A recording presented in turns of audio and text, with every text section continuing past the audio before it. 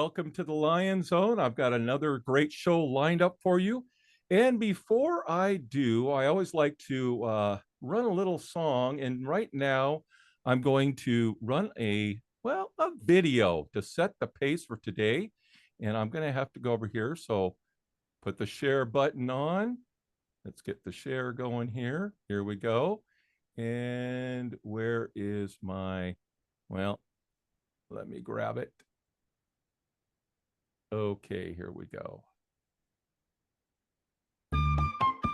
PNAC Pictures presents a Mossad production, a security state agenda film, a neocon production.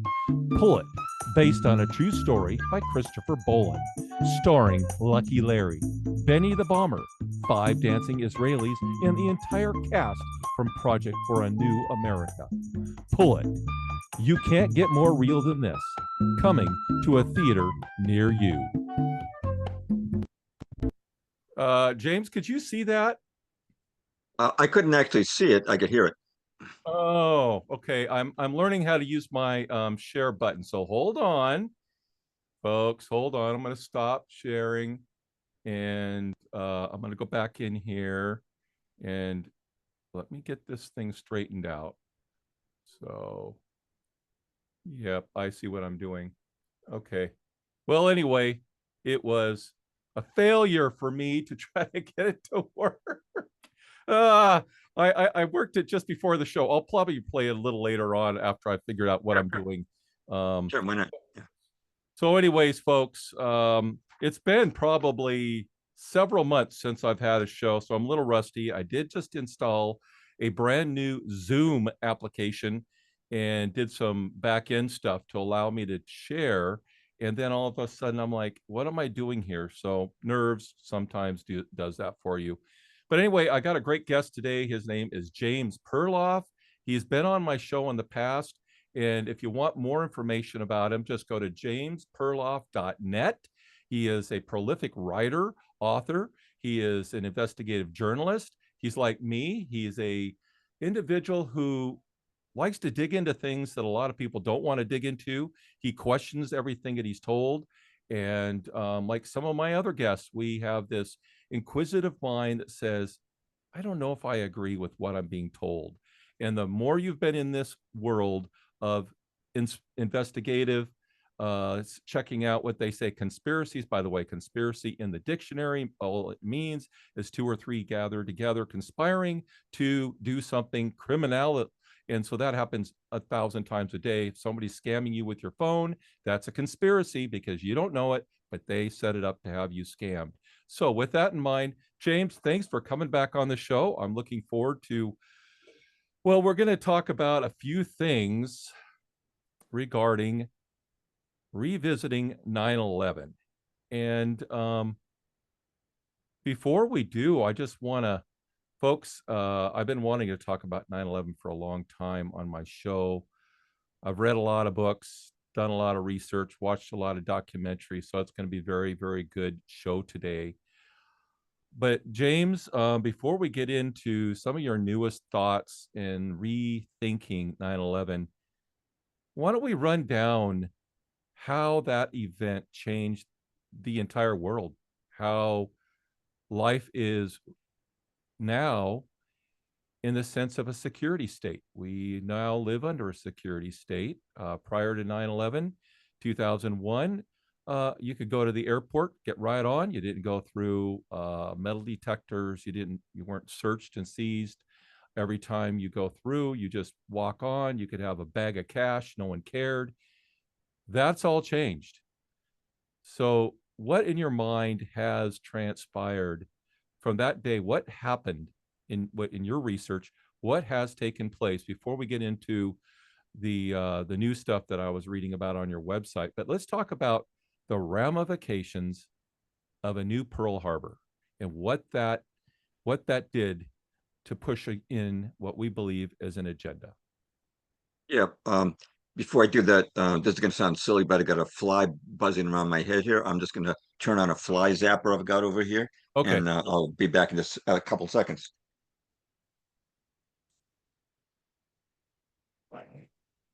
You might hear a loud pop at some point. Okay. So, well, two basic ways that the world changed was the You're a little, wars that, you're blurry, by the way. oh, I don't know if my movement had something to do with that. I see what you're saying. Um, There you it go. seems like I moved back a little bit. That seems to help. Is Perfect. that better? Yep. Yeah, but I don't want to move back too much because I got to look at some notes here. Um, well, two basic ways. One was the wars, of course, that came after 9/11, Afghanistan, Iraq, bombing Libya, bombing Yemen, supporting so-called revolutionaries in Syria, um, the wars that General Wesley Clark talked about, and that we spent trillions of dollars on, none of which we needed to get involved with.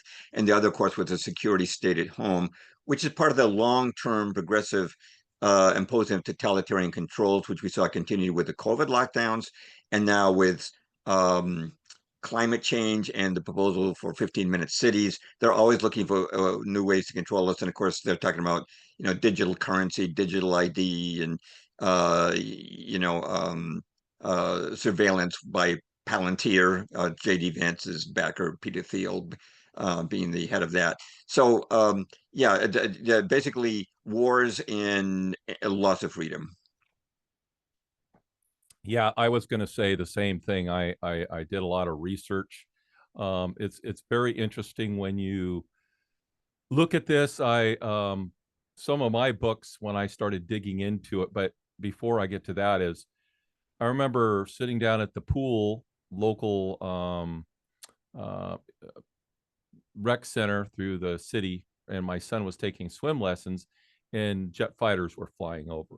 And we live next to a Air Force or in the region of an Air Force base, couple actually. And I just thought, oh, well, okay. And I didn't know anything other than what I saw on TV. Um, Interestingly enough, my wife and I both watched what was going on TV, and then we just went, wow.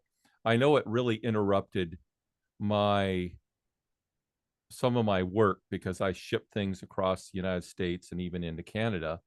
And then with the ricin scare, which a lot of people forget about, a lot of people forget that within a very short time, for anybody who hadn't jumped on board with the bandwagon, they received packets of ricin, and that became that was like the second punch of their two front punch, and that caused all the mail services to close down. Everybody had to, it was just, oh, there might be poison in the mail. So people who did a business with sales that did direct mailing, they lost business during that time until things got reenacted and put back in place. So I remember that. I think a lot of people forget about that, but it affected me as well as other friends of mine who were in the advertising industry. So that was another thing, but I just kind of went about my work. I didn't think twice about what I was told. I was pretty much kind of in shock like everybody else. I watched, kill them, blah, blah, blah, and we're going to go after the blah, blah, blahs and all that. And then I'm like just kind of sucking it all in. I wasn't like, yeah, let's go get the troops, but it was like all of a sudden you saw everybody's waving the flag, pride in America. It became a rallying point, and I was caught up in some of that. And then I kind of, over a period of months and years, I just kind of de just got out of that. Just I remember the following March. That happened in September. The following March, I went to a trade show, and my associate with me, we walked into the airport. I think this was in Vegas or Seattle, and there were guys walking around with their AK-47s and military garb.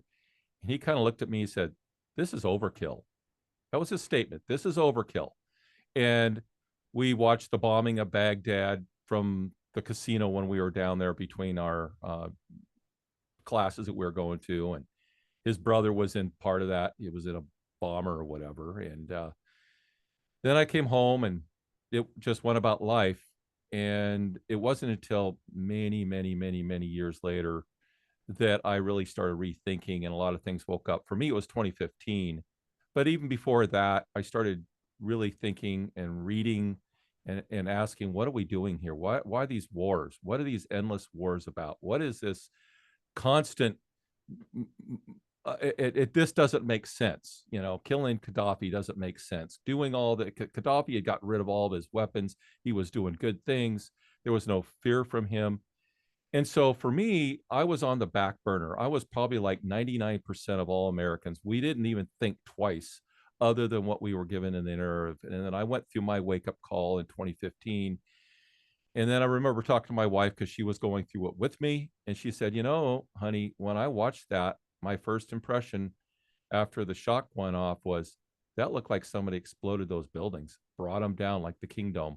Because we had watched the Kingdom up here in Seattle go down. And she said, Right, right. it looked like a deliberately implosion. And she said she never talked about it, not until we were going through, you know, and many years later we were talking. And I went, wow, you already had something in your brain trigger and say, this doesn't look like it should. So that's where I was at. And then in 2015, I had my wake up call, started doing, I spent hundreds and hundreds of hours researching and reading. And my family went right along with me because I was watching on YouTube. I was reading the books. And back in those days, it was pretty wild. YouTube was pretty unrestricted. And so I had that whole thing. And I remember reading Crossing the Rubicon by Michael, and I forget his name. He ended up committing suicide, but I watched it. Rupert, maybe. Michael, what? Michael Rupert, maybe. Yes, Michael Rupert. Okay. So I read his book, started watching him on YouTube conference. You know, he was reading, and it got me really thinking about the CIA and how the CIA was involved with drug running and how we had done this. And there were other investigators that were talking about this. I came across Christopher Bolin, which I should get his book, but um, he made all these people put together, just made, I was like, this is not what we've been told. I see the strings connecting here, hence my pull it with my little rendition there of Netanyahu and Larry Silverstein, Lucky Larry, and their whole connection. And you're just like, anyway, so that's where I've been, folks. And I'm finally getting someone on, James, because I didn't go down the debate of planes, no planes. I just did figured out that it was imploded. So regardless of whether planes got hit or not, those were brought down. 7 buildings, 2 planes. You can't bring 7 buildings down with 2 planes. It just mathematically doesn't work. So let's talk about that. Let's talk about some of the things you've been wrestling with, because I think you were telling me that you were actually going to write a book before COVID, and then that got shelved because of the COVID narrative. So talk to me about that. Right. Yeah. I had written some things that were over speculative about 9/11, and I got some tongue lashings about that. And of course, it's somewhat understandable to be speculative about 9/11 because there are mysteries associated with it that we never had full answers to. But I determined that I was going to approach this like an attorney going to a courtroom when I wrote my book, and I spent about 8 months on it. And I had hundreds and hundreds of pages of research. I was reading every book I could get from every viewpoint, and I was actually in the middle of reading the 9/11 Commission report because I didn't want to criticize that report without having read it when COVID struck, and when I immediately recognized that as the latest deep state maneuver. And so I just dropped the 9/11 book and worked flat out to write my book, COVID-19 and the Agendas to Come Red Pilled. And they've kept us so busy with new psyops since then that I did not return to writing that book. But I'd written a post in 2017 called 9/11 Simplified that I wrote with the help of 2 flight professionals, a career flight attendant and a Airbus pilot. Um, and I won't go into all the details, but it basically involved the theory that the planes of 9/11 had been flown over the Atlantic. And that theory turned out to be wrong. It was predicated on the principle that there were no planes actually at the 9/11 sites. And I eventually realized I was wrong. I put a disclaimer at the top of the post, but some people would still write to me. They'd be very excited about that post. And I said, I got to do better. I got to correct that post. And so my article is actually called Debunking Myself. Because that's what I had to do. I had to write a full correction. So I'm not going to talk today about the demolition of Building 7 of the Twin Towers, which of course is major talking points for 9/11. But I'm going to talk about the planes, basically. I'm going to talk about, I'd like to, if I can, Steve, I'd like to talk about three things. One is why I believed in no planes for a while, and why I changed my mind based upon accumulated evidence that there were planes on 9/11. Um, and then, but I also want to talk about remaining anomalies about these planes in the third part of the podcast, if we can kind of divide it up that way. That would be good. And back up just a slight bit. You're blurred out again. Oh, yeah. I wish I could. No, your camera is I've got probably something behind my laptop. Otherwise, I'd push my laptop further away. How am I right now? that's better. That's better. Thank you. Okay, yeah, it's a distance from the camera. Um, uh, okay, so um, let's talk about why I believed in no planes for a while. I changed my mind about this, by the way, a number of years ago. 2021, I did a podcast on it, but that got erased by YouTube. And so I finally got around to writing the blog post, and I'm just going to be using my notes here to stay organized. So, reasons why we believed in no planes on 9/11. First of all, it was said widely that be impossible for the planes to penetrate the thick steel frames of the Twin Towers. And planes are made mostly, the fuselage is made mostly of aluminum, and they're actually filled primarily with air. And people said there's just no way they could go through those thick steel panels on the World Trade Center. And Dr. Judy Wood, in her book Where Did the Towers Go?, she ridiculed the idea with a picture of the silhouette of Wile E. Coyote on the Twin Towers, because you have to remember the old Roadrunner cartoons. Wile E. Coyote would, his bomb would backfire and he'd go through several walls, and you see his silhouette. So there was that, and then of course there was notorious lack of debris at Shanksville, where Flight 93 was taken down. Just a smoking hole and bits of wreckage, but nothing major. They said there were parts of engines that they found, but really very little debris there. Same thing at the Pentagon. People were saying, well, if a plane hits the Pentagon, where's the bodies? Where's the luggage? Where's the tailpiece? I mean, we just weren't seeing the wreckage there. And so people were saying, was there a plane? And of course, they never found, well, actually, according to Nicholas DeMasi, firefighter, the FBI did find black boxes at the World Trade Center, but the FBI denied it. So officially, there were no black boxes at the World Trade Center. And then John Lear, accomplished pilot, who was the son of Bill Lear, who invented the Learjet, he stated affirmatively that what people saw on 9/11 were, in fact, holographic images of the planes. He talked about that quite a bit. And in support of John Lear, the Australian Air Force on their website had a picture of one plane projecting a hologram of another plane in order to confuse anti-aircraft gunners, which suggested that there was such a thing as a hologram of a plane. And then there was the lack of training of the hijacker or alleged hijacker pilots on Boeings. Um, and many Boeing pilots said they could never have made those maneuvers that those hijackers made. And that was very powerful and actually remains so. And then there was the assertion that, that there were phone calls from those planes, right? Some made by airphone, some made by cell phone. Well, and I had this in my 2013 book, Truth is Lonely, where I had a big chapter on 9/11, but there were communications people who said that you could not make a cell phone call from an aircraft going at those speeds and altitudes. And so if that was the case, then the phone calls must have been made from the ground. The planes not been in the air.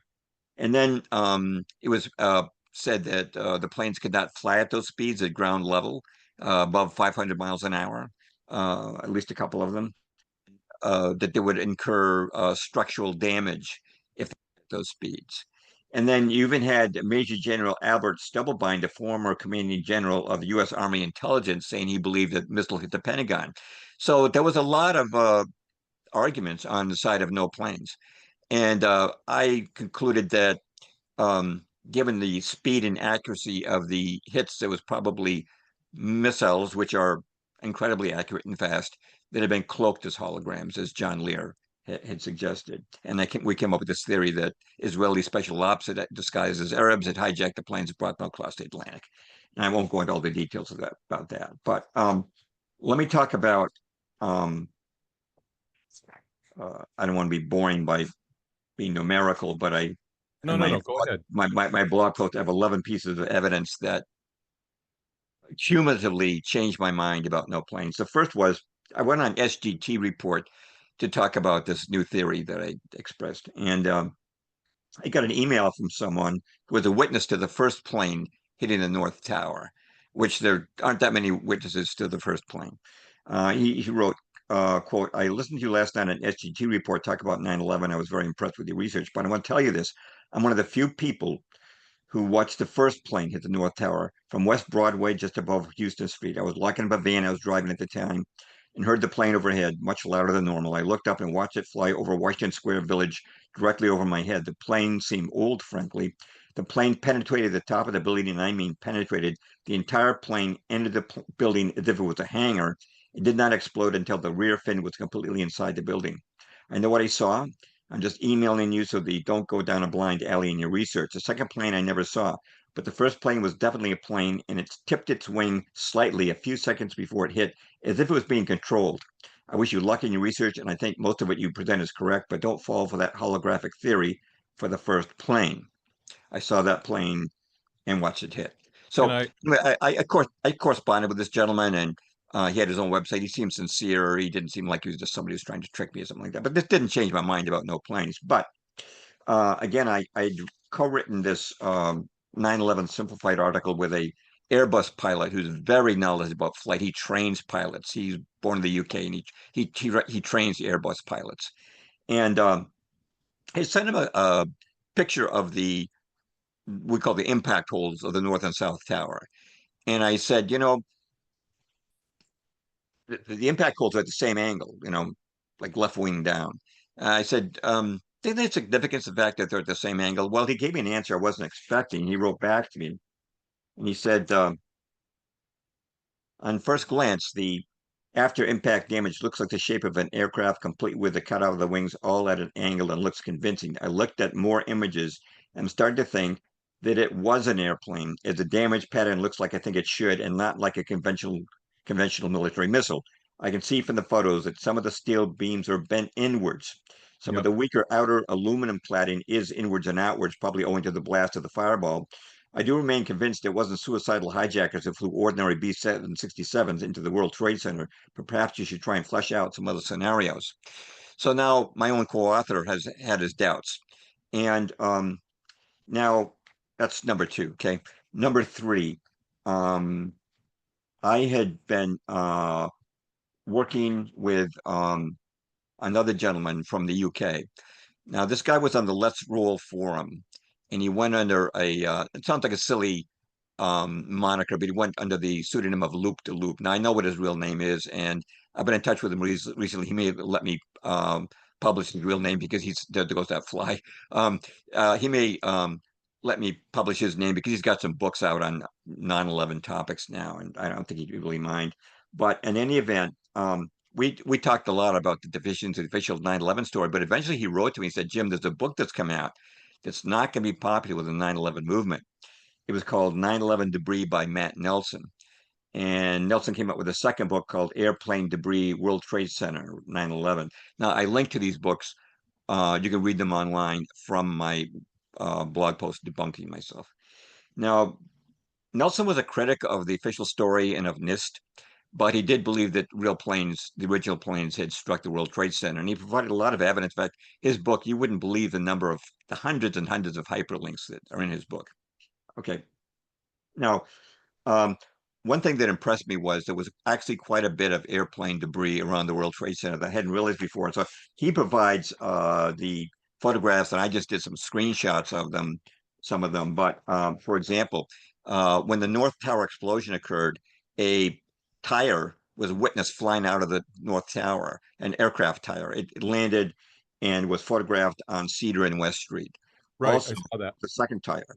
And this tire, there was a steel column of the World Trade Center Tower North that blew out at the time of the impact, and there was an aircraft tire embedded in it, and that was photographed um, at Cedar and West Street. Um, and then you know, American Airlines planes were white and blue, and there was fuselage photographed after the impact or the explosion of white and blue fuselage on the street. Okay, and the second plane was, of course, Flight 11 United. I'm sorry, Flight 175 United, and that was a gray plane, and there was gray fuselage photographed where you would expect it. There was some seen on the top of Building 5 of the World Trade Center, and didn't seem unlikely these people would go up to the top of the Building 5 and plant fuselage. It didn't seem unrealistic. And but it was also the engines. You know, there was a smoking engine that bounced and landed on Murray Street in New York City and actually took down the Murray Street sign. And there were other engines found. And there was, some controversy.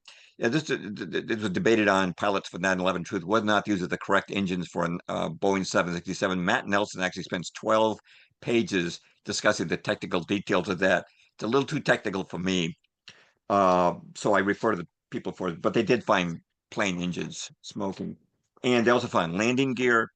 And they also found American Airlines life vest, red for the crew and yellow for the passengers. They found airline seat belts torn and burned, but they found them. Um, and some people suggest, well, that's all just been planted. I don't believe they needed to plan it because right after 9/11, most people accepted the story, and there was no 9/11 truth movement that they needed to discredit. But on top of that, you could always say, well, these were just drones, right? But I think a lot of people don't realize that after 9/11, um, more than 1 million tons of debris were sent to a place on Staten Island called Fresh Kills. And for 2 months on conveyor belts, they sorted through debris looking for human remains. And they did find human remains, very fragmentary. But they also found things that belonged to people who were on those planes. For example, there was a passenger on, I've got the pic. I'm not going to try and do screen share here, but you'll see the Right. pictures on the website or Matt Nelson's books. So the passenger on Flight 11 named Judith LaRoque, and they found her driver's license and her burned up Citibank card with her credit card with her names on it. And they found the pocketbook of Ruth McCord, who was on Flight 175. It was burned, but inside they found her belongings, included a United credit card. They found the frequent flyer United Mileage Plus card of Lisa Frost, who was a passenger Flight 175, burned and crumpled, but they found it. They found a credit card belonging to Waleed Iskander. He was not a hijack. He was a regular passenger and coach. They sent it back to his family.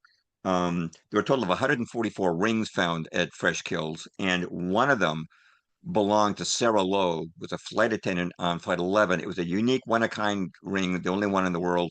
Her family positively identified it as her ring. So I was starting to get a little shaken by this evidence of real planes and the real passengers being on those planes. And so I was starting to have doubts about my theory that I proposed about the planes went over the Atlantic. So I said, I got to get to the bottom of this. So I got to find out if planes could penetrate the World Trade Center or not, right? So I went to a physicist, and this physicist with architects and engineers for 9/11 Truth. He'd done some great work on Building 7 and on the demolition of the Twin Towers, but he never addressed the planes. So I asked him outright, could those planes go into the World Trade Center buildings or not? And he answered me, he said, absolutely they could. And he explained to me, said, Jim, look, the plane fuselage is mostly made of aluminum, but those engines are made of titanium, which is stronger than steel, and they weigh several tons apiece. You get them going at 500 miles an hour, they can definitely break into the World Trade Center. And he said they don't have to cut the steel. All they got to do is break those bolts that are holding those panels together. And if the engines, and if you look at the images of the impact holes, you can see where the engines were. If those engines can break a hole in the World Trade Center, they can bring some of the fuselage in with them. And he told me something else, which is that a softer object can actually break a harder object if it goes fast enough. And there's many examples of this. I gave one example in my recent blog post of water jets. Water jets can cut steel. It's because of the Yep. speed and pressure of the water jets. Um, Now, ping pong balls have been known to break ping pong rackets. And look at karate champions. A man's hand is softer than a brick, but a karate champion can break a brick or a board with his soft hand. It's because of the speed. There's a rule of physics, and I learned this. I joined a 9/11 Truth Group, which is a very distinguished panel. Included this physicist I mentioned, included a former Boeing pilot, a former Boeing engineer, a former flight traffic controller, several other professionals. And what one of them pointed out to me is, see, okay, here's a bullet, right? Here's a bullet. Now, if I throw this bullet against the wall, it'll just bounce off. But if I fire the same bullet from a gun, it's going to go right through the wall. And so the point is that it's not just the object that counts, it's the speed of the object Velocity brings of yeah, penetration. I'm yeah. sorry, mate. The Okay. velocity of Yeah, yeah. the velocity. And one of the rules of physics, which was pointed out to me in this forum, was that if a object doubles its speed, it's squared. In other, if you double the speed of an aircraft, it will quadruple its impact. If it's 3 times the speed, it will have 9 times the impact. If it's 4 times the speed, it will have 16 times the impact. And so speed is incredibly important in understanding what happened on 9/11. And uh, so let's see. Next, what about my holographic theory, right? Well, I happen to have the good fortune to run to a 9/11 truther who worked with professionally with holograms in Hollywood. And he told me, Jim, in 2001, to create a hologram, you needed a screen. And he said, if those planes were just holograms in 2001, you would have needed multiple screens to be photographed from multiple angles. You have to get those screens traveling at 500 miles an hour in broad daylight. He said, I don't think that can be done. Now, he did say to me, he said, look, if DARPA or somebody like that developed some holographic technology we didn't know about, that's a different story. But as far as I know, for the technology as I know it, it could not have been done. And I said, though, what about the Australian Air Force? What about that picture of a hologram of a warplane? He said, Jim, take a good look. That's not a photograph. That Illustration.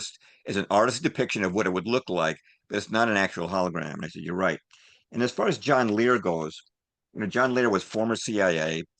When he gave his interview talking about this, he had a slight smirk on his face. He was talking about some wild things like there's a whole civilization of people that live on the moon. And you didn't know if he's pulling your leg or not. You don't know when he's really being serious and when he's not. And so I realized that the holograph theory was in serious, serious jeopardy. And further confirmation came within this very professional 9/11 group I was with. The Boeing engineer had put together a PowerPoint about the radar records on 9/11. And it's actually possible to trace each of those planes by radar records. You can follow Flight 11 and Flight 175 from Boston all the way to the World Trade Center. And now some people may say, well, those radar records must have been fake, but you have to remember these radar records come from multiple radar stations, so they would have to fake all of them.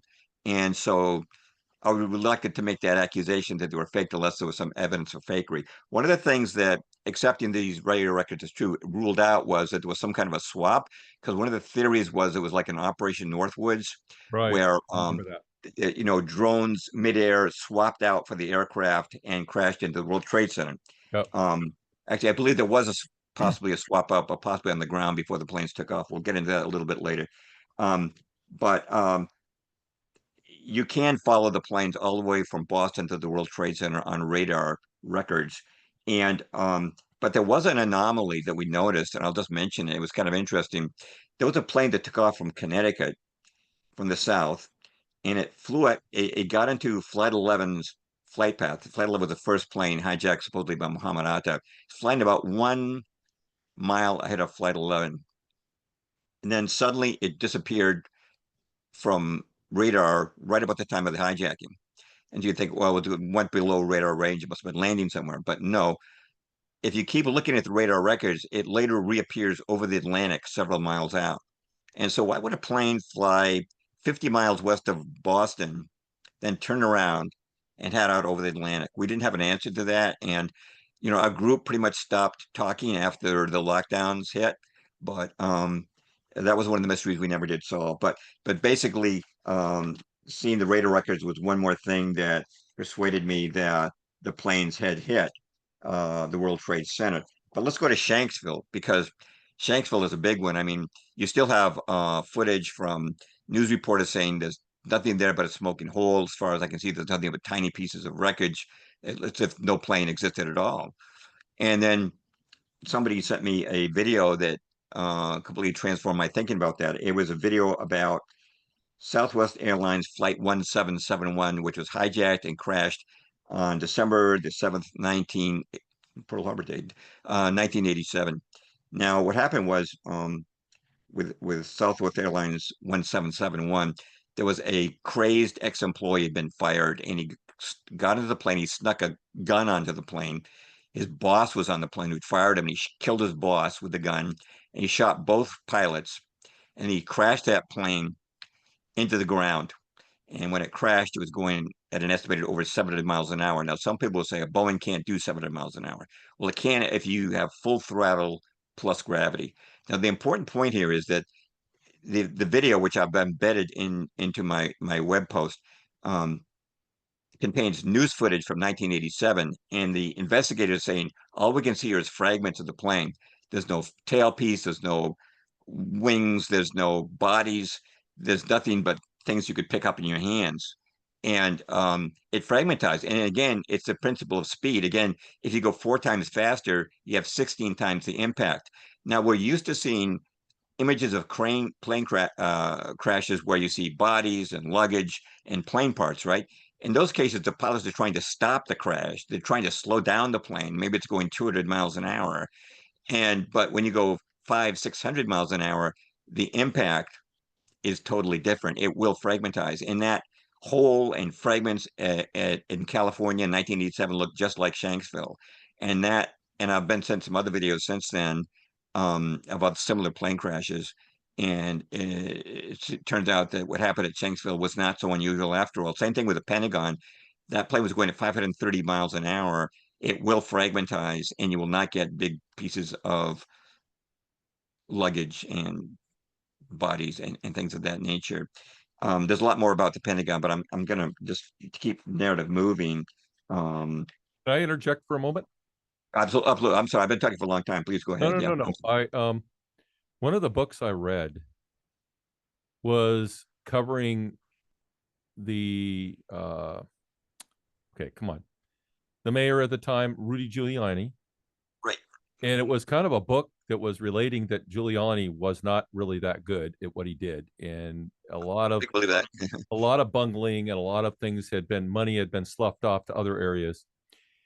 But within that, there was, and it was interesting. I was reading the page, I was making notations, and one of the pages had been an interview of a construction worker who was up on top of a of skyscraper, whatever, and he was talking about how he saw the plane go right on over his head, and he witnessed the plane going right over his head prior to the impact. And that's what got me thinking, oh man, this guy's got no axe to grind. He's just reporting what another individual was saying about that day as part of the color of, what was going on. And so that is like confirmation. It was interesting though that that page ended and you turn it over and it was like they removed a section because then it started up with something else, and I was like, did I you are an author, I'm an author, and if you missed a section it wouldn't just be that way. And I was like, why did they remove a special little section right there? It's like he's talking about it, I see the thing, then you turn the page and then it's like something else, and it's like something went on. But I was like, maybe I can get a different rendition of that book. But that's where somebody was pointing out that they saw the one of the planes go over and was heading to the building. So Can I just ask you, is that in reference to the Pentagon? no, that was the one of the twin towers. Oh, actually, there is photographic imagery that shows right after the impact on the second tower, there was another plane up above it and behind it, which may have had something to do with the control of that plane. There was definitely another plane that zoomed right past. We I saw don't know if that. that could be what he saw or not. I don't know. All But I'm enough, saying if is there's enough photographic image, enough witnesses to the plane right. going into the tower. And Um, I think the other thing that a lot of us were looking at was why did they not release footage from the Pentagon, having knowing that there was probably dozens and dozens and dozens of security cameras in that region, and none of them were released, although maybe they were. But that's, and I'm just saying that was where a lot of the uh, truther movement kind of was going, investigative movement was going. It's like, where, show us the film, show us the footage. right, So that fueled the fire that there was no plane, it was possibly a missile. But go ahead. right. One of the things I should mention about we're going to get into there's a missing security camera, which is very interesting. We'll get into during the final part when we talk about the anomalies. But one reason why we are missing some of the security cameras is on the, I'll just call it an assumption right now that a plane did impact the World Trade Center, and there was a lot of controversy about there was just a small hole, but if you look at the video posted on my blog post, there actually was a hole that was consistent with the dimensions of a 757, but is obscured by the smoke and by the water from the hoses. And then after about an hour, the building collapsed and that hole was no longer there. But it created a lot of confusion. But any cameras that were directly in the path of that plane, again, we're making the assumption it's a plane, would have been destroyed by the impact and the explosions. Um, but we'll get into another camera that went missing Right. Go ahead. later We'll on. get Yeah, into that later. Go yeah. ahead. Um, Another thing was the people said that the planes couldn't fly at those speeds at air ground level um, without incurring structural damage. But the thing is that if you take it 175, which hit the second tower, and 77, which said to hit the Pentagon, they both had just come out of steep dives. They're only at those speeds at ground level for a few seconds. And the Airbus captain who I work with, he said that he was friends with an Airbus test pilot, and when a new airplane would come out, he would bring it up. Even though the structural limits are supposed to be like 425 miles an hour, I mean, or I say the design limits, you're not supposed to go above that.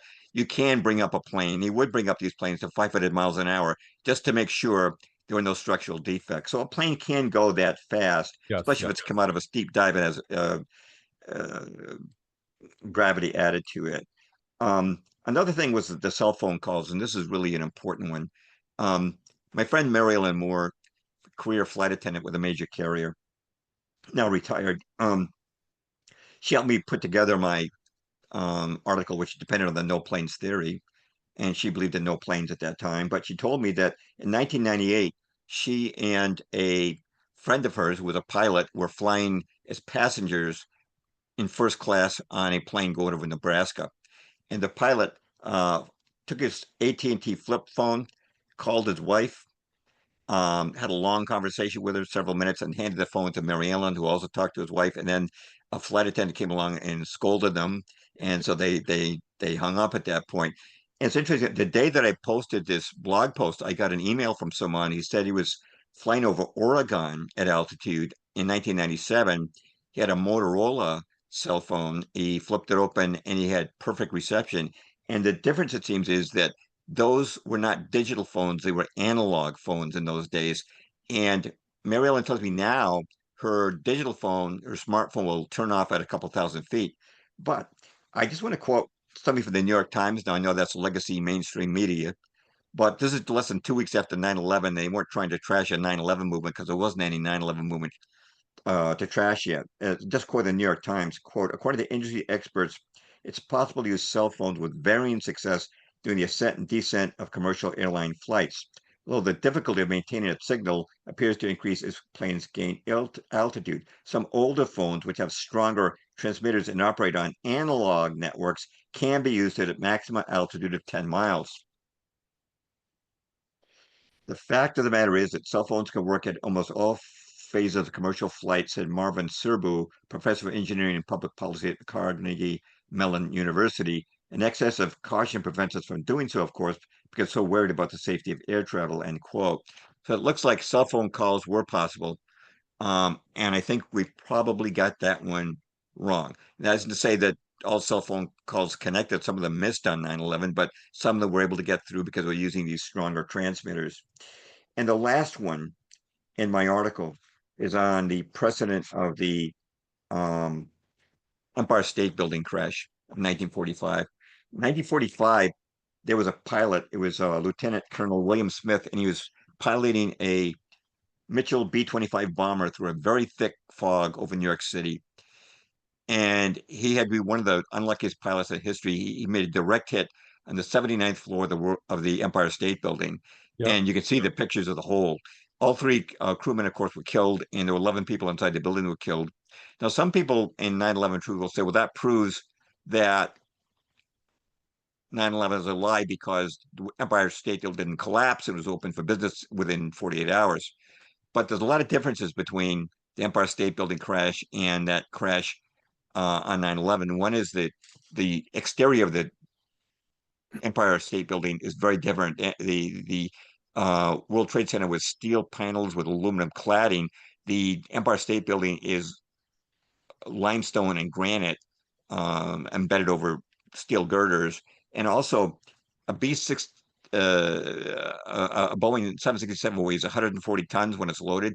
The bomber that Mitchell was the Mitchell bomber was only weighing 10 pounds, 1/14 the weight, and whereas the planes on 9/11 were going about 500 miles an hour, it's estimated that Smith was only traveling about 200 miles an hour. He's going a little more than that. He was going to go very slowly because of the thick fog. So there's a lot of physics dynamics here, and actually there's a lot of similarities between the two crashes. One is that one of the bomber's engines went all the way through the Empire State Building and flew out the other side of it, exactly as happened on 9/11. Also, there were aviation fuel fires that burned some people inside the Empire State Building so badly it took days to identify them. And also, there was elevator damage. Some of the elevator wires were cut, causing elevators to fall in both cases. So I think that actually the Empire State Building is a better precedent than a denier of 9/11. So that kind of completes the evidence that changed my mind. I do believe that there were planes, and I do believe they hit the World Trade Center, but there's still a lot of anomalies, and that's what I want to get into next. I appreciate that. And yeah, I did the research on the Empire State Building. You can go to Wikipedia and you can see all of it. There's a whole lengthy and you're right, the bombers of those days weren't near as big. They might have been big, but they were prop jobs. They were not uh, jets. And Mhm. the thing was probably going, like you said, about 200 miles an hour because the prop jobs couldn't go 500 miles an hour. Mhm. So it's a slower moving large vehicle, but it still impacted it and you're right that think about the Empire State Building is still there today, and it is a tourist one of the main tourist things when you go to New Sure. York. It's built like a brick, whereas the Twin Towers, you find out it was it was built for demolition, and it was they were not. We could get into the whole subject of later on, possibly of how many years between the time of it starting and ending and all that. But the fact is, um, you're right. The structural integrity of that building was different. They were built, though, they were built to take an impact of jets and not bring them down. So, yes, it would do the damage, but and we'll talk about this, but they still were made so that it would not fall. So, I have no problem with what you just said of proving that there were planes. Now, who was flying them, how that'll be the next part of what we're going to be talking about. But thank you for admitting that. Now, my here's my thought. I watched a bunch of Judy Wood's videos and hype, her her theories. I never bought her book, and just I look at the what happened to the the anyway the cars down below and the weird stuff there.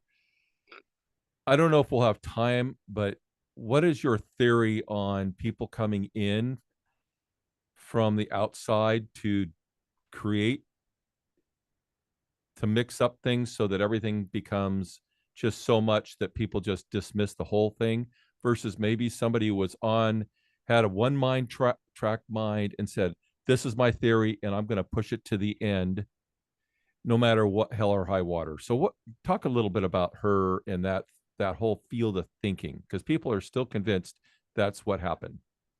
Right. Without getting specifically into Judy Wood, I do want to agree that one of the deep state strategies has always been to circulate different theories after an event to keep people's minds spinning and make them think that it's impossible to figure out.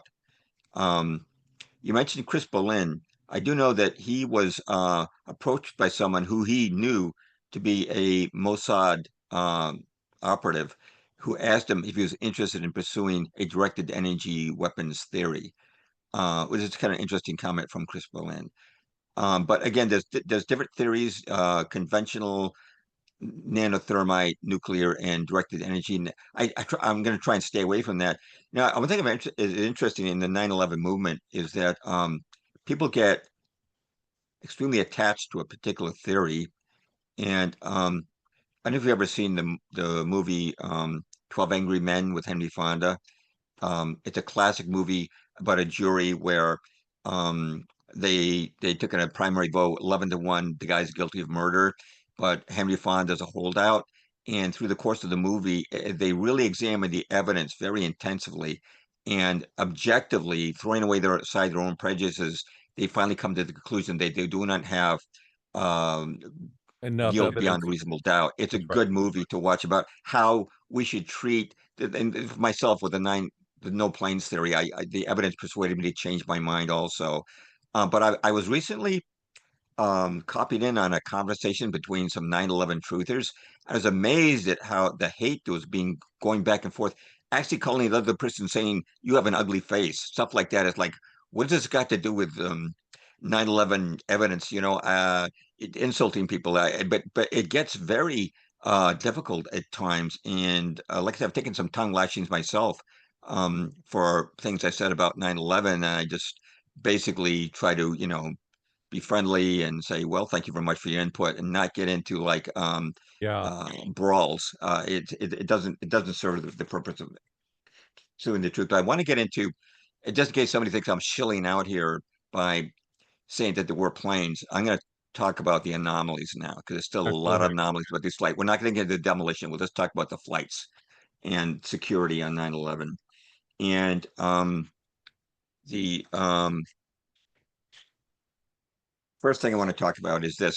I agree that there was a Flight 11, a Flight 175, 93, and 77. You can hear air traffic control recordings, but that doesn't mean it's the same plane the government said.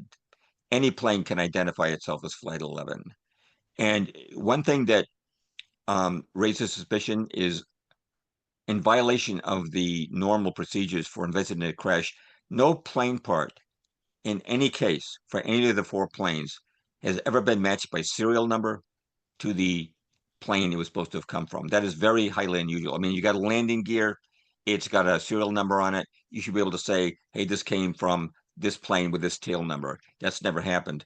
Now, besides that, there's a lot of discrepancies. Um, the Boston Globe, I'm from the Boston area, reported that um, Flight 11, the first hijacked plane, left from gate 26, not the official gate 32. And they said they had a reliable eyewitness who they didn't name. And other sources said gate 26. So was it gate 26 or was it gate 32? Now, here's something very interesting. All the information we have on Flight 11 came from two flight attendants, Betty Ong and Amy Sweeney. Sweeney, when she called, said it was a garbled call, but she had flight, gate 32, flight and hijacking two flight attendants stabbed. So the call was taken by somebody at American Airlines in Boston named Evie Nunez, and she told two of our people in flight services named Elizabeth Williams and Michael Woodward to go at gate 32, see if something's going on there. So they ran down there, but they found the gate 32 was an empty plane. Now, this is kind of strange. I mean, the plane had just taken off recently, and yet there's an empty plane at gate 32. And this, you'll read this in the FBI interview with Elizabeth Williams. There was an empty plane there, and that was never explained. And it kind of raises the question: did the passengers initially board a plane at gate 32, and then we're told there's an issue with the plane, you need to walk over to gate 26, which still would have identified itself as flight 11? That's a question. And then, at the Pentagon, they found the black boxes. The voice recorder was too damaged to be usable, but they did find the flight recorder. Now, according to the flight recorder for the Pentagon, that plane left at a different gate at Dulles Airport than the one we're told. Now, some will say, well, the flight recorder was miscalibrated. Okay, maybe, but maybe it's accurate. And as far as the United, those were American Airlines flights. As far as the two United flights go, the tail numbers for those two planes remained on the active list for 4 years after 9/11. Maybe they just forgot to take them off, but they were listed as still being active after 9/11. It kind of raises the question, were they passengers changed to a different plane? Was there a swap on the ground, not in the air, but on the ground before um, just to get another fly, before 9/11, um, the events took place. I want to talk about some other anomalies. Now, one of the passengers on flight 11 was Daniel Lewin. Very interesting character. He was a former captain in the IDF.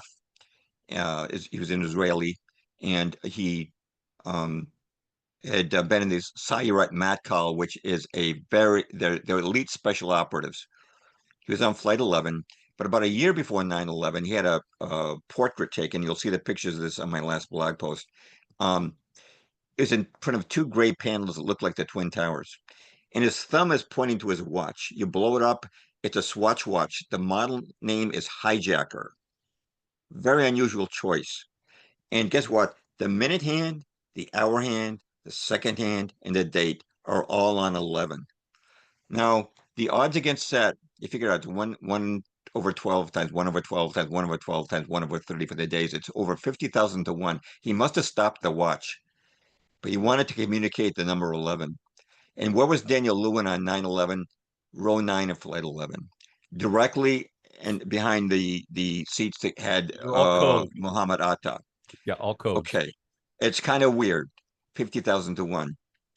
Um, Now, that's something else I want to mention, which is very important, very critical. I spoke at the beginning about the fact that these pilots were not well versed in flying Boeings. None of them ever flown a Boeing in their lives. They, according to mainstream media, Muhammad Atta and El Shahi, who allegedly flew Flight 175, the second plane, had taken 6 hours of simulator training. A simulator kind of duplicates a plane, but um, they were doing it on a 727, which looks a lot different than a 767. You can check that with AI. And Van Gavados was the chief pilot at Meridian Airlines. And the day after 9/11, you'll recall all flights were grounded, right? And so he said to his pilots, since they had nothing to do, he said, hey guys, let's see if we can hit the Twin Towers on a simulator. So they got into the simulator and he put 10 pilots on that simulator, and none of them could hit the Twin Towers. They all missed. And they couldn't even get the speed up to like 550, like they say El Shahi did for the South Tower. They get to the mid 400s, the simulator just freezes up. They found that hit the Twin Towers, they had to slow down to landing speed, which is between 150 to 180 miles an hour. Those Twin Towers are not much wider than the body of a 767. It's 208 feet for the Twin Towers. It's 152 feet for a 767.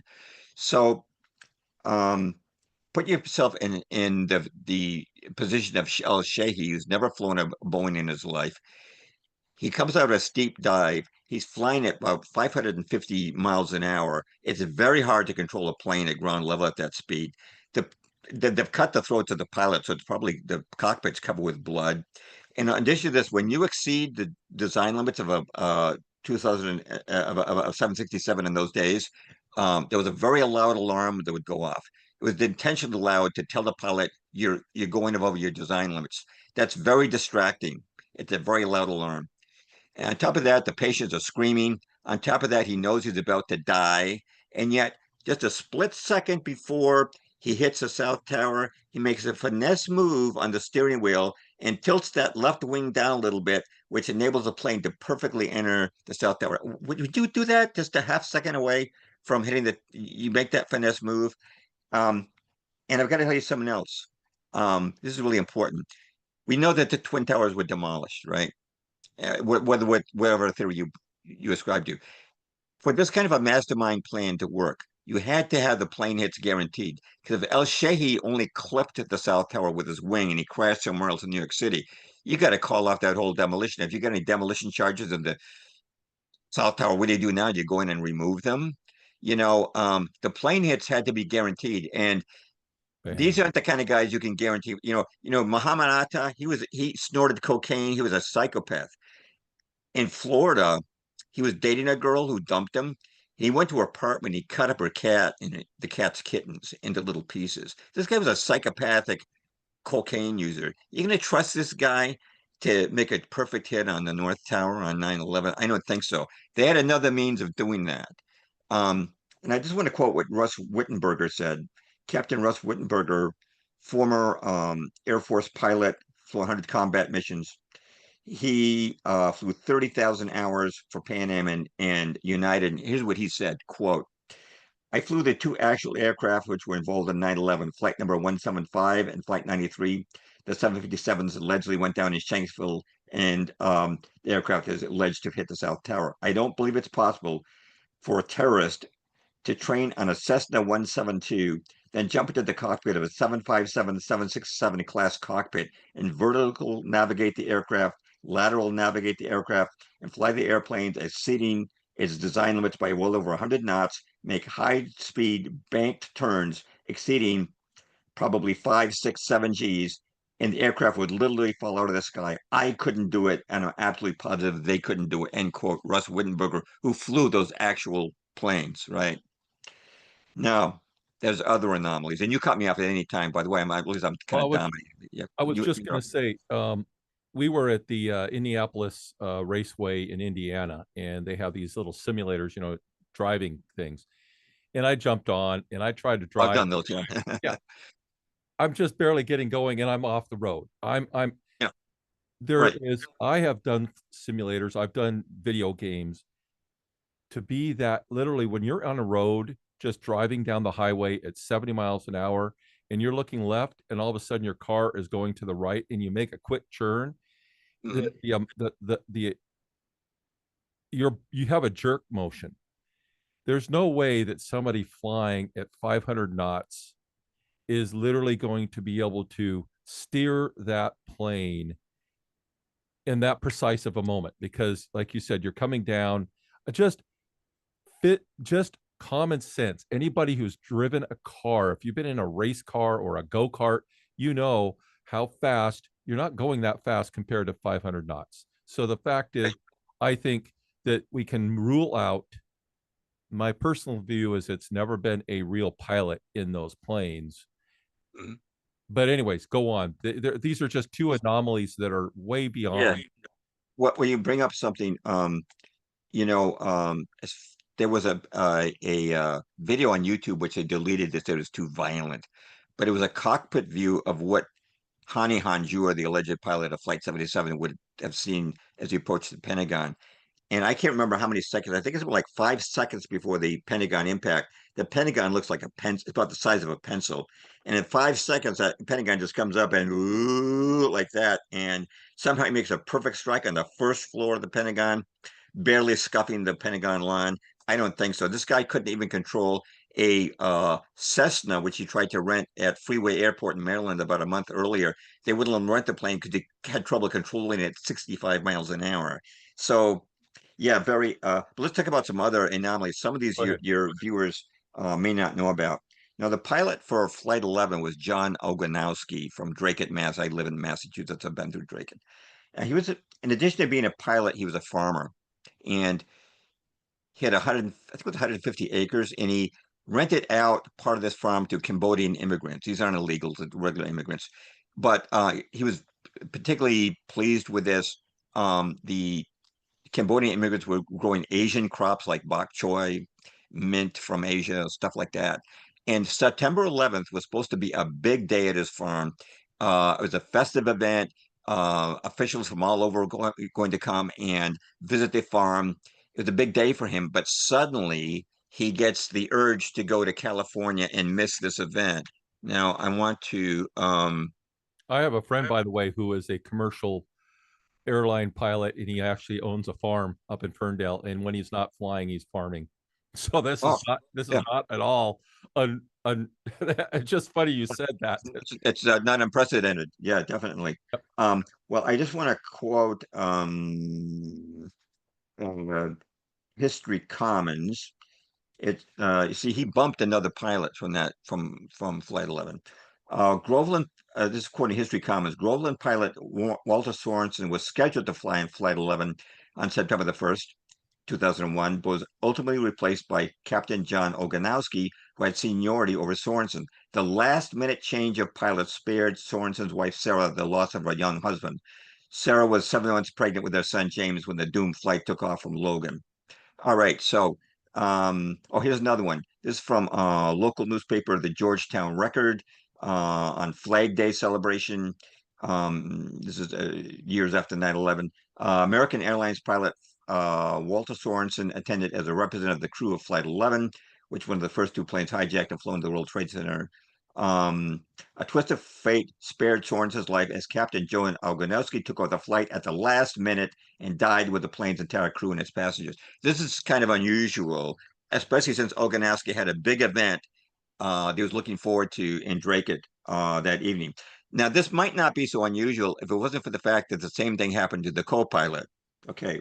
The co-pilot on Flight 11 was a man named Thomas McGinnis, but he was not supposed to be the pilot that day. The pilot was supposed to be a guy named Steve Scheibner. Now, let me again read from the local news. Um, Steve Scheibner, quote, Steve Scheibner described the 10 years of his life until September 11, 2001 as borrowed time. Scheibner, a commercial pilot for more than 20 years, said he signed up to be first officer on American Airlines Flight 11 from Boston to Los Angeles. I came in and told my wife, I said, I'm going to Los Angeles. That's how sure I was of going to get that assignment, Scheibner said. But during the window between when Scheibner signed on for the flight and when the crew was finalized, another pilot who had priority for claiming flights on that day took the spot. I can count 3 times in 20 years at American Airlines that I've been bumped from a flight the night before, Scheibner said. Now, what are the odds? Now, I looked it up, and Scheibner was a part-time pilot for American Airlines. So let's say he flew this would be a low estimate probabilities. Let's say he flew 50 flights a year. According to him, this only happened 3 times in 20 years. So once every 7 years. Now, if he flies 50 flights a year, that means the odds are about 350 to 1 he'd be bumped from a flight. Let's take that I know this is a ballpark rough figure. I don't know what the true odds are, but assuming that is approximately right, what are the odds of both pilots being bumped off? If the odds for Sorensen being bumped off are also 351, that means the odds of both pilots being bumped off the day before are more than 100,000 to 1. Put Yeah. that together with Danny Lewin winning hijacker watch with odds at 50,000 to 1 on the time on it. Some strange things happening with Flight 11, right? So, Oh, did they both have a rendezvous with some women that we don't know about? That I mean, I mean, you know, well, that's a good one. But you wouldn't leave you wouldn't leave an event at your farm where everybody's coming out, dignitaries, to go have a rendezvous with somebody out in no, that doesn't happen. and no, they wouldn't both be doing that. Oh, And by the way, I have to give credit to this guy Loop de Loop, whose name hopefully I'll be able to reveal in the next post. He discovered so many of these things, and I'm wow. very grateful to him. It's not me doing the original discovery of these things, for the most part. Now another thing about Flight 11. Um, Now, Betty and Madeline Sweeney, the only information we have comes from them. There were 2 flight attendants made extensive phone calls. Betty Young's flight call lasted for 25 minutes, but we only have 4 minutes recorded of it, which we'll get into momentarily. Now, you can hear this if you go to YouTube and listen to her call. She initially defines, uh, says the flight is flight 12, which is the wrong number. And she says that twice. She said it once before the recording started. So she says it's flight 12 instead of flight 11 twice. Now, just to clarify, Flight 11 was a regularly scheduled morning flight from Boston, Los Angeles, and when it returned in the evening, it would be called Flight 12. So you might think, well, Betty Young is nervous because of the hijacking. She just got things mixed up. The problem is the other flight attendant, Madeline Sweeney, also identified it as Flight 12 twice before correcting herself. And she identified it to the supervisor, Evie Nunez, as Flight 12. And then later, when she talked to another supervisor at American Airlines Flight Services, Michael Woodward, she identified as Flight 12. And you can even see his paper where he took her notes, what you're saying. He wrote down Flight 12, crosses it out later, and puts Flight 11. So, what are the odds that both flight attendants got the wrong flight? Now, what this friend of mine from the UK suggested was maybe this is a military drill. Oganowski and McGinnis were both had military backgrounds. Oganowski had been a pilot during the Vietnam War, and McGinnis had been a Navy fighter pilot. There were hijacking drills taking place that day by needs. Is it Yep. possible they've been called in? And is it possible the flight attendants thought they were part of a drill and they gave the wrong flight number so they would not be held liable for frivolously reporting a hijacking, which turned out, in fact, to be a real one. Now, some other anomalies I'm going to mention. According to Emily Sweeney, the flight attendant, Daniel Lewin, that Israeli guy with the weird watch, had had his throat cut by the hijackers and he was either dead or dying. She said he was being attended to by a doctor and a nurse. The problem is there were no doctors and nurses on Flight 11. So that's a fabrication, whole cloth fabrication. There were no doctors and nurses there. Now, in addition to that, um, Betty Ong, this is not on a recorded call, but it's from the people who listened to the rest of the call. They said that the coach passengers didn't know what was going on. This is impossible. Think of what the people in first class and business class have seen. They've seen Dana Lewin get his throat cut. The first class flight attendant has been stabbed so badly that she's unconscious and she's on oxygen. Another flight attendant has been stabbed, but not so seriously. They've seen a bomb. According to Madeline Sweeney, the hijackers played a bomb with the red and yellow wires. I'm sure she's not the only person who would have seen that. In addition to that, they sprayed mace, which is so thick that according to Betty Ong, you can't breathe in business class and the passengers are coming back. In addition to that, she says the plane is flying erratically. Now, these passengers who are coming back to breathe better in coach, the coach passengers must be asking what's going on, why you're coming back here. They must be terrified after the murder and the blood and the bomb and the bursting into the cockpit. The panic the passengers be in a total panic at this point. And this raises a couple more questions. There were 81 passengers on that plane, Flight 11. It's far more than any other plane. Why did none of them pick up an airphone or a cell phone and try to make a call? Why is it just these two flight attendants? Kind of a weird situation. It's the only plane that no passengers made a call, even though it had more than any other flight. Another thing is, how come Betty Ung has time to make a 25-minute phone call? And Madeline Sweeney has all this time to make phone calls. You'd think now that they're short-staffed, that they'd be attending to their wounded comrades, trying to calm down passengers, but it seems they have nothing to do. And according to Michael Woodward, who took Sweeney's call, he could hear Betty Ung's voice that sounded like they were sitting next to each other. They're sitting next to each other calling. Why aren't they active, trying to find out what's going on in the cockpit, calming down passengers? It all doesn't really make a lot of sense. And that brings us to the question of why is it we only have 4 minutes of Betty Ong's phone call, of the 25-minute phone call? And the official explanation was given by American Airlines is that their emergency call system, which shut off after recording after 4 minutes. The call was taken by Betty Ong called reservations, and it was randomly um, the system would randomly pick a location to pick Raleigh, North Carolina, and the person took the call was named Virginia Mittner. And when she heard about the hijack, she said, I've got to record this call, but she couldn't find the button for it. So she called a supervisor named Sadler. He started recording the call. Now, American Airlines says their system was set up so these calls will be shut off, the recording will be shut off after 4 minutes. This seems very unlikely. It's like if you had a police station that was taking 911 calls, would it stop recording after 4 minutes? It sounds like, and it is again just speculation, but it seems like a likely explanation is that the FBI and American didn't want the public hearing the rest of the 21 Okay. minutes.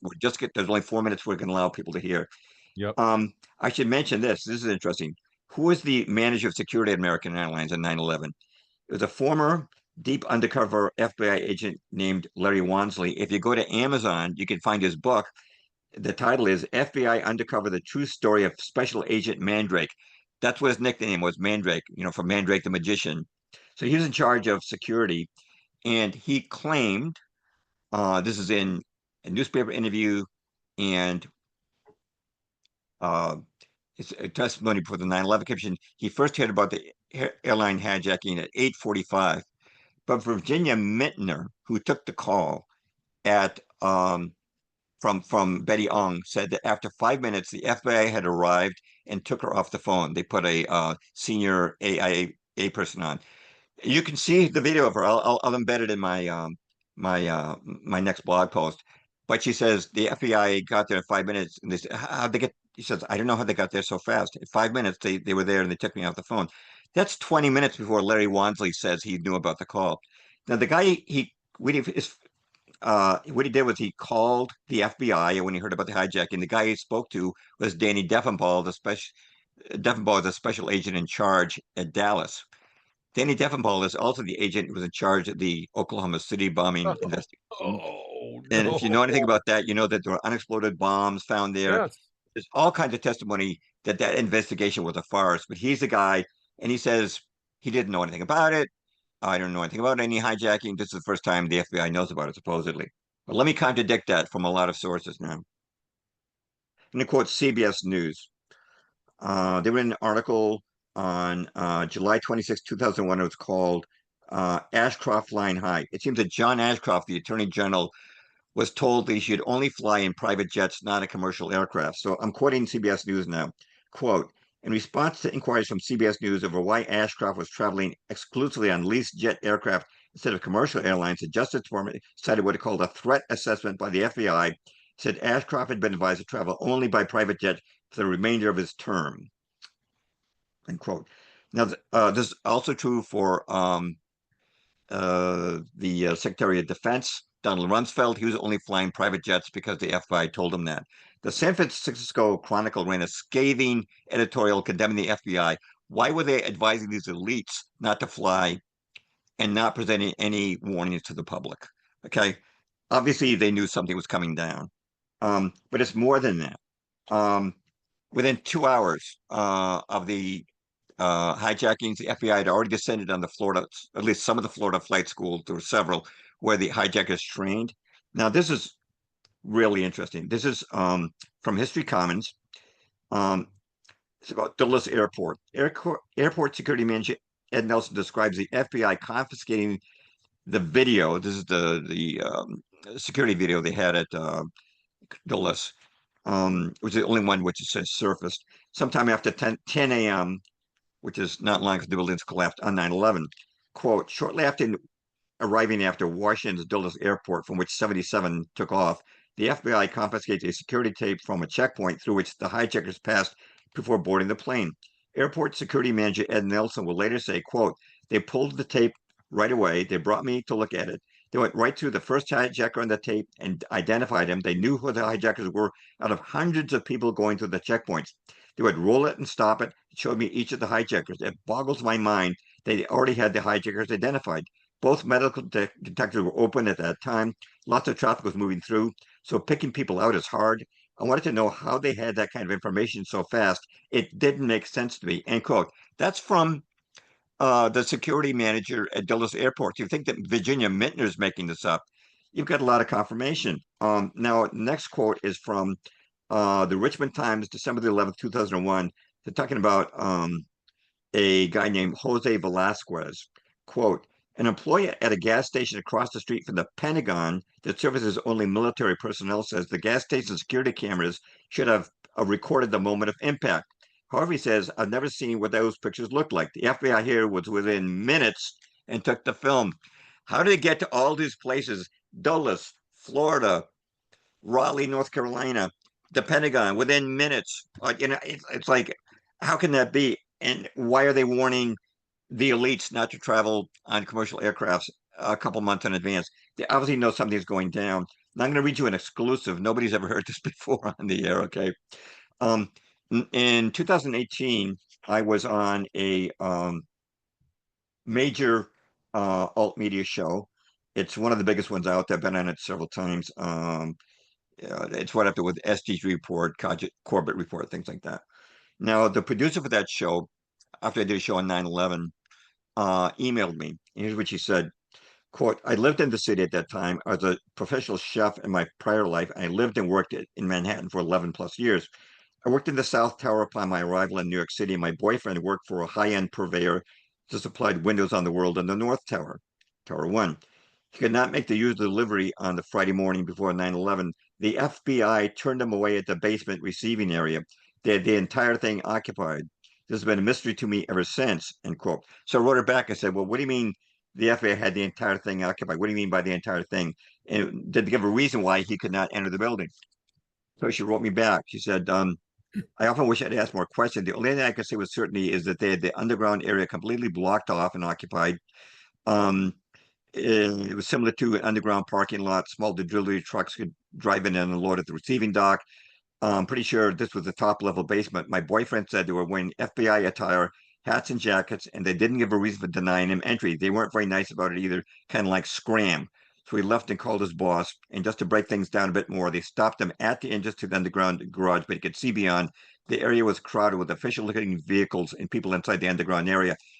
End quote. Now that's the Friday before 9/11, which happened on a Tuesday. And if you're familiar with some of the employees at this video on this, which I post every 9/11. There were videos in the South from people who worked in the South Tower but did not die on 9/11 because they were not there that day.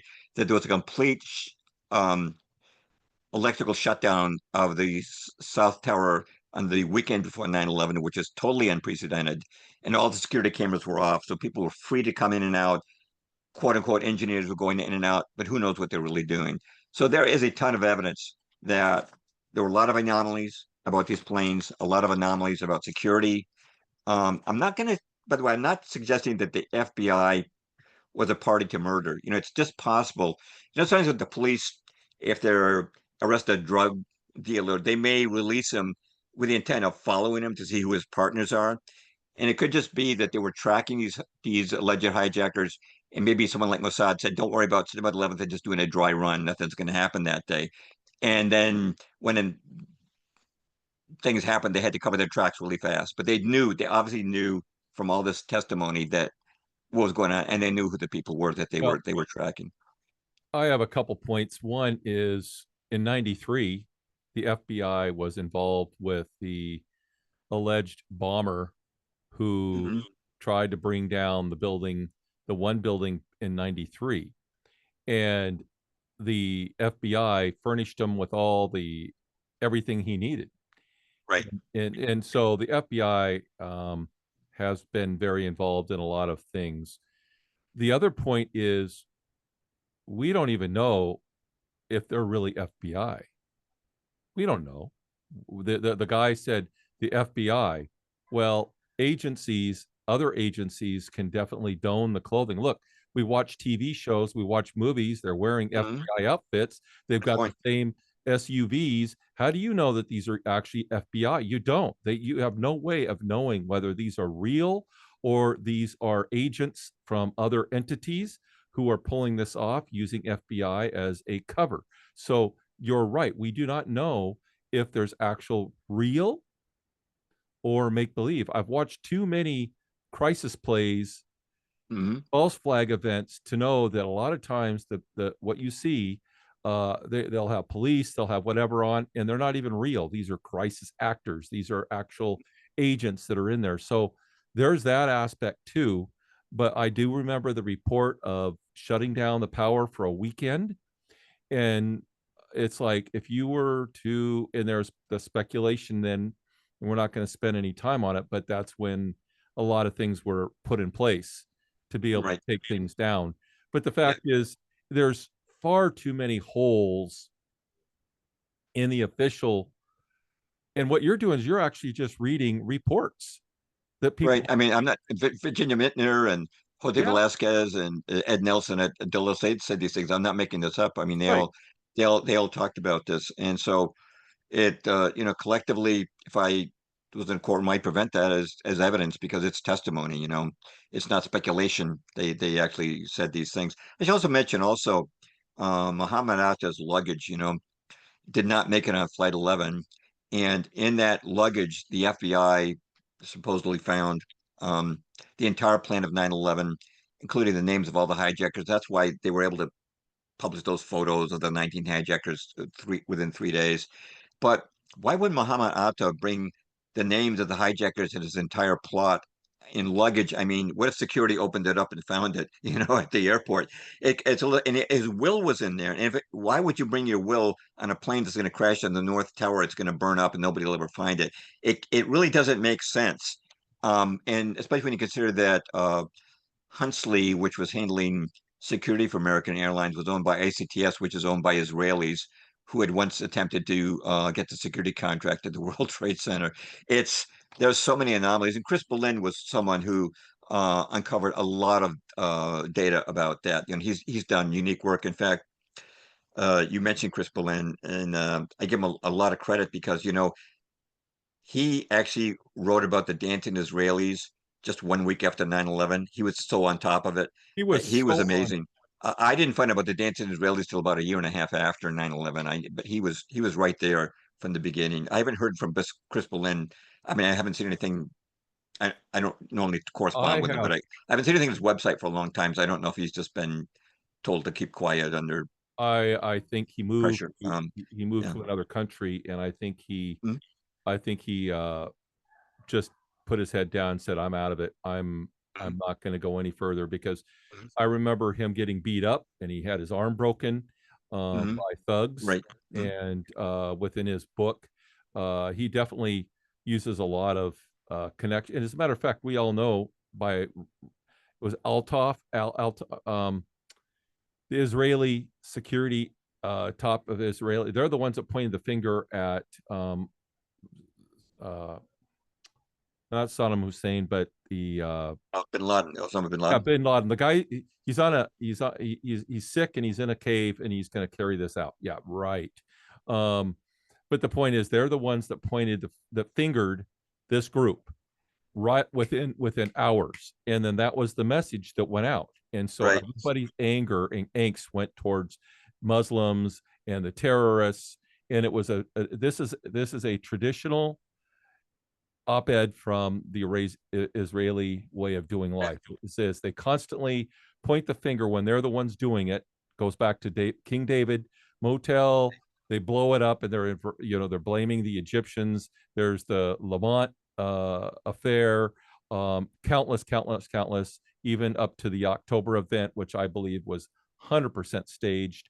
And I've even watched footage from people that examined and said a lot of what you were shown was CGI. It was actually AI driven. It wasn't even not the people the amount of people that quote died isn't even real. So this goes on all the time.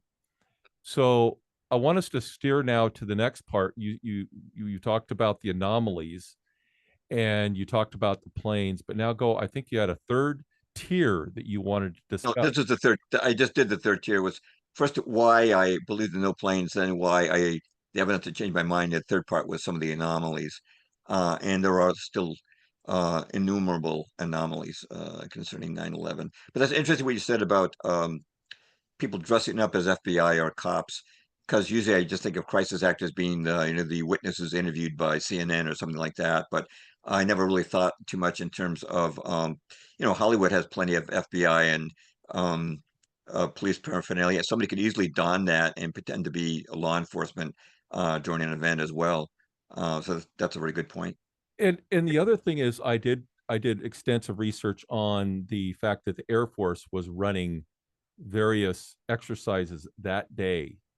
So was it NORAD or whoever it was that was they were doing so the normal planes that would have been able to get called up and sent into a situation were not able to. They were up in over Canada, they were other places doing their scrambling, and that there was also interjection of um drills that were running on the flight radar system. So I don't know if you covered Right. any of that, but that was supposedly in the end. And I remember reading, I remember listening to some of these recordings too, and the anomalies being pulled out of, well, this person's saying this, and there is just far too many, when you're doing something of this size where you're going to change the landscape of your country and the landscape of the entire earth, uh killing off a few thousand people is nothing. Okay, it's nothing. Look at what got, look at what happened from October event to where we're at. 50, 100,000 or more people have been slaughtered in Gaza. Come on, Right. people don't care when it comes to war. We slaughtered millions of people. They slaughtered millions. We've every war, and this is a war. It's a war against, I believe, people, about the human race, and the agents that operate are within the government, outside the government, intergovernment. They all, in my opinion, they're all syndicates. This is how they operate, and they 9/11 could not have been done in a month's time. That event and everything related to it had to be table topped for months, if not years. Right. It was a precision event, literally so precision, as you demonstrated. You have two two planes literally hit those towers. That alone, the odds are 50 to 1, 50,000 to 1, not counting all the other buildings. You look at the, I remember looking at images that were like lidar or whatever it was, where they did it over the top. Some of those things literally had holes in the top of those buildings, like something blew up and went out, or something came down and hit them. But it wasn't just like debris. Now you could say, well, high impact debris, sure, but it looked. And then there's speculation that billions, if not trillions of dollars worth of gold was Oh, looted. yes. Yeah, that's another one I've heard. Yeah. Yeah. I It mean, was they even looted. made a movie. They even made a movie with what's his name? Bruce Willis, one of those Die Hard.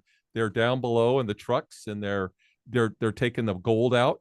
I mean, they make movies Right, about this right. stuff. Yeah, I never thought about that as predictive programming, but yeah, I think it was the Bank of Nova Scotia or something that they drained it of gold and drove it out right at the time of 9/11 or just before it. Right. That's an aspect I wasn't even fresh in my mind.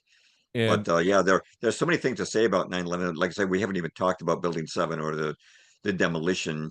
Um, but just these flight anomalies are enough to keep you going, and that'll be the subject of my future blog post. Uh, too many, so the too idea many. was the idea was that I heard, and when you said the guy that contacted you and said he watched the plane go in, he said it was an older, very weathered looking plane. He said it didn't look like a what you were saying when the flight went, the your contact who had contact says, I was there, I saw it fly in. He said it looked like an older plane. I mean, how do you see something that's flying that fast? But nonetheless, it didn't look like, I mean, I have planes that go over my house. I'm in the flight pattern of an airport, smaller airports. They're over, I see a dozen of them a day.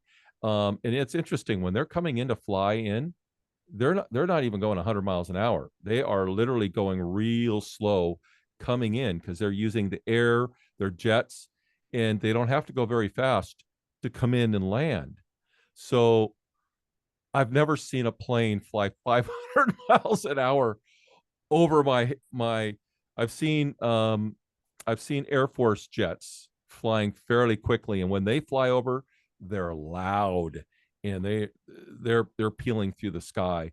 And one other thing to remember, planes are actually built to go 6, 7, 800 plus miles an hour knots.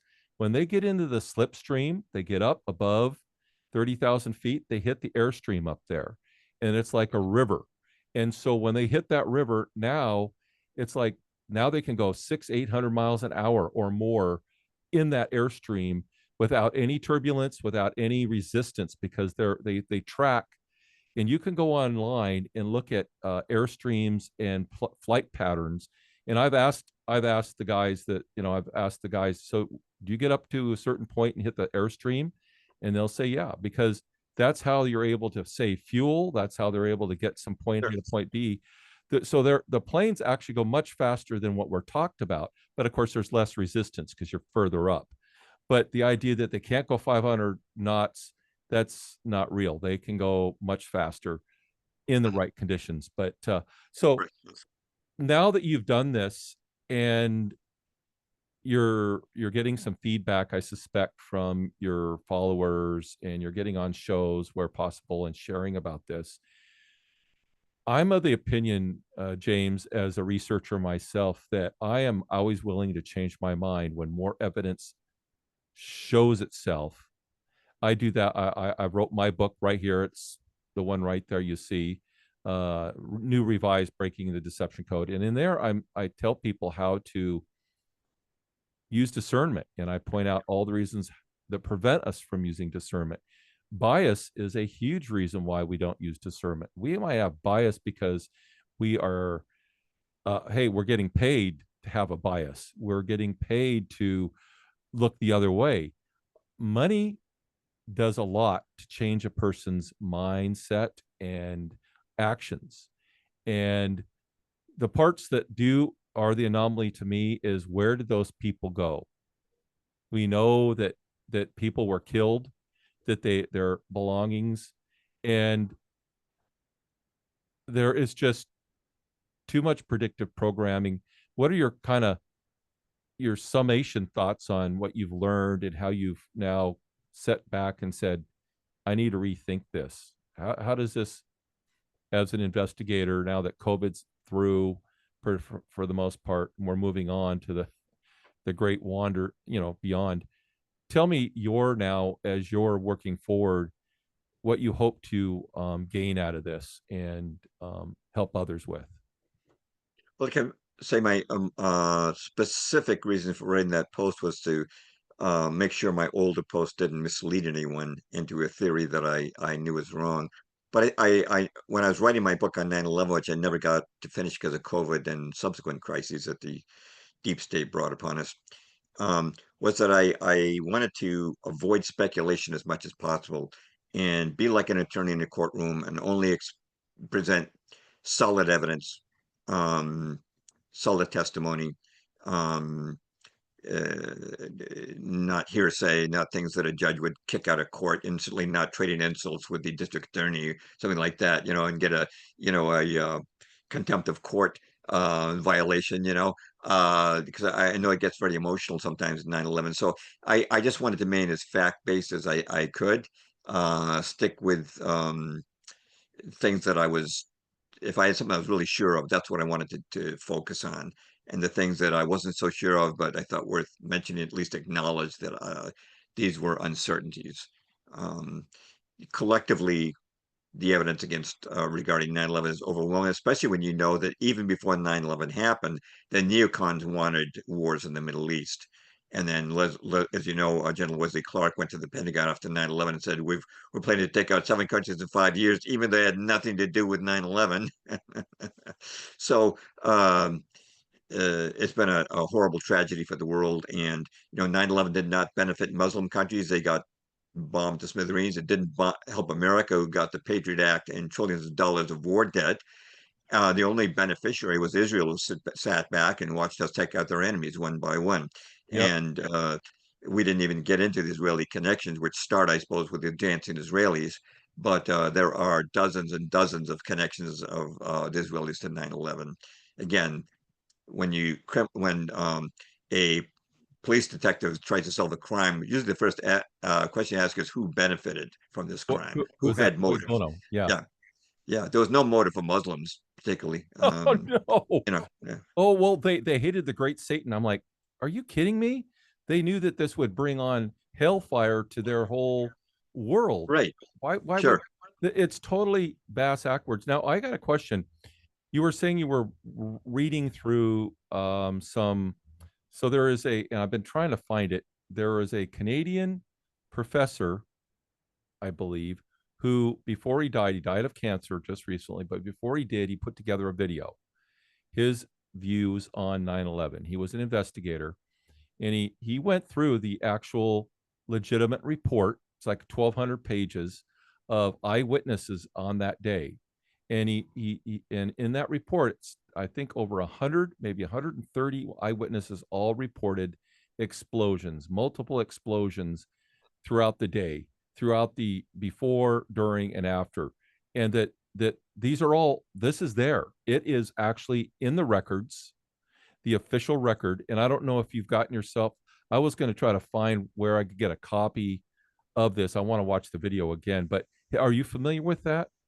Well, you mentioned a Canadian journalist who died. Is that Barry Zwicker by any chance? It may be. I don't know if it was a journalist or a professor, but he made a actual video, a documentary, and he's talking into the camera and saying, I've had to come and realize that this was completely a planned out event, and here's the eyewitnesses accounts." And he said, "What got me there is I just, like you, I went down to the primary documents and looked at what the FBI or whoever it was that put together the official investigation, and it's not the NIST report. It was the another report of just people on the ground. What did you hear? What did you see?" And then over 100 of them all stated that there were explosions, that multiple explosions. And I remember seeing, Explosions that even made the ground shake. Yeah. yeah, enough to make the ground shake. So this is not something. So if you see FBI built things, quote, people with FBI vehicles, garb on, and they're down below, and the power goes off, these guys are experts. Whoever, explosive experts are, that they know exactly where the Mhm. the the trigger points are. Typically, it takes a lot longer. Um, but I'm just saying, when you go through and actually even look at their actual reports, because most people don't spend the time doing that, there in the reports are so many anomalies to the official narrative that went out through the Bush side of things. And yeah, I folks, it's, I think it's just, oh, by the way, Ashcroft was very much involved with the Homeland Security, Mhm. that together and signing that into place. And I found out that when I did my poster in my little thing you saw earlier, pull it. I looked on PNAC and who was involved in that, and it turns out Mhm. that even some a well-known Christian who was a conservative had his hand in that. And I'm like, oh my goodness, there are there are people who are well-known conservative Christians who are not acting like Christ, who said we're not to kill our enemies, we're supposed to pray for them. They're about making the empire the empire. And I think they operate under the guise of, I'm a Christian, I'm a well-known person, and but in reality their goal is to prop up the empire versus serving Jesus, which is opposite. Jesus is not for the empire, he's for the kingdom of heaven, which is love, joy, peace, patience, kindness, gentleness. Love your enemies, pray for your enemies, turn the other cheek, die rather Right. than killing. And empire says, no, no, no, no, we want to build up, build up, build up, we want to first strike, we want to. So there's a lot of people when you start digging into who's behind it, and you're like, oh my goodness, this is very deep. It's entrenched. The American church is entrenched in supporting so many bad aspects of what goes on in our world because they've been programmed since their birth. So that's kind of one of the things I like to focus on here is Zionism, dispensationalism, Israelism, world, patriotism, things that aren't of the Bible, not in the New Testament. You don't find it in the Bible. It's so, and I know you're really focused on your own faith and growing in that, and you would probably agree with me, would you not? Sure. I uh, became Eastern Orthodox in 2017. I grew up in an atheist home, was a New Ager for 10 years, and then got into, I became a Christian in the early 80s, but I attended evangelical churches, and I did like them in as much as they were conservative. They were against gay marriage and abortion. However, they also had been immersed in the Schofield Reference Bible, and as I started to learn the truth about Israel, um, and I found that these churches were, at least the church I was going to, was increasingly pro-war, and they would say things like, "Well, pray for the soldiers in Iraq because they're there to defend our liberties." And I said, "No, they're not there to defend our liberties. They went there because of a lie that Saddam Hussein had weapons of mass destruction. Iraq never would have dared attack us, and it's got nothing to do with our liberties at all. It's got to do with Israel." But I started to get some hostile treatment, and I started looking for a church I could um, identify with and embrace. And I found the Eastern Orthodox had not changed its form of worship since the fourth century when Constantine legalized it. And I have to say this much: I started attending Orthodox churches first in 2016. So in 9 years, I've never heard one sermon that was pro-Israel, modern I Israel. know. But if you go to an evangelical church, you'll hear. By the way, the Orthodox sermons are usually very short, 5 or 10 minutes. But you go to evangelical church, usually about 40 minutes. It's like the centerpiece instead of the communion, which is traditional church was always the centerpiece. Christ was always at the centerpiece. Um, but yeah, I have about enough of making Uncle Sam as big as Jesus Christ. I'm all in favor of patriotism, but it's kind of like what I sort of call the Red Sox phenomenon from Boston, and people up here are fanatical sports fans, and it's perfectly okay if you go to a baseball game to think that the Yankees are all villains and the Red Sox are all angels. But Right. a war is different. People are human beings, and people in Gaza are dying, and if you start to take the American exceptionalist viewpoint that we're the good guys and they're the bad guys, that may be good for a sports game. It's not good for real life events. But that was one of the things that drove me out of those types of churches, for sure. Yeah, I'm part of a new work, so I'm trying to speak into the pastor of, look, the state is not our friend. Show me in the New No, they Testament. don't care about us at all. No, show me in the New Testament where Jesus propped up the state. As a matter of fact, the state came after him, and the religious empire came after him, and it's the opposite. And so we need to be about the gospel. We need to be about doing what we see in the matter of fact. I had a conversation with one of the people that joined me with a small group on Thursday nights, and he said, I'm starting to realize more and more that the Bible doesn't talk about politics. And I go, no, it's about the gospel. It's about saving souls. And you live in a world that empire is not about saving souls. It's about killing people and having power. And he's going, you're right. I need to get, and I go, yeah, step away from politics, step away from all that kind of stuff because it's not healthy. It's all power. It has nothing to do with serving Jesus. It's about empire. And you know what? Every country has their rah rah, bim boom ba. We're the best. And the fact is, I'm probably joining on a national basis the 50% of people or more who don't vote. I'm like, I'm out of the national. I will work for local because I can Sure. get to know them, but I don't care anymore who's in the national level because these people are criminals as far as I'm concerned. They don't serve me. And I think that's why 9/11 and all the other psyops prior, during, and after, it's all about propping up empire. And empire works with its partners, and they could care less how many millions of people fall underneath their boots. Mhm. And we have a lot more freedoms here, we're told. Um, I watch a lot of YouTubers where they travel around the world. You know what? I see people having a lot of freedoms in those countries too, and we're told they're my enemies. I'm like, they seem to be having a pretty good life. Why are they any worse than us? So well, James, I appreciate you coming on. This has been great. And thank you for being a man of integrity who's willing to say, I got it wrong. I need to re-examine this. And I would wish that with everybody, myself included. When I am found to be wrong or I'm missing something, I want to go back and I want to correct it. And you've done that. And I know you're a man of honor. So thanks, James, again for being with us. And where can people go to find out more about you, by the way? Well, my website is jamesperloff.net, and I'm on Twitter, but I started a new account, but I'm incredibly shadow banned. It seems like the new account was starting to work, but it looks like they've started to implement the shadow ban on that. We recently started a Telegram account. I heard there were a little less censorship there. I'm on occasionally post things on LinkedIn and Gab also. Gab is a free speech platform, so I've been on there for a couple of years now. Um, and of course, platforms like yours, that's how we get our messages out. So uh, the writers and the bloggers would have no way of promoting their work if it wasn't for people like you who creating free opportunities for us to express our views. So thank you very much for having me on the Lion Zone.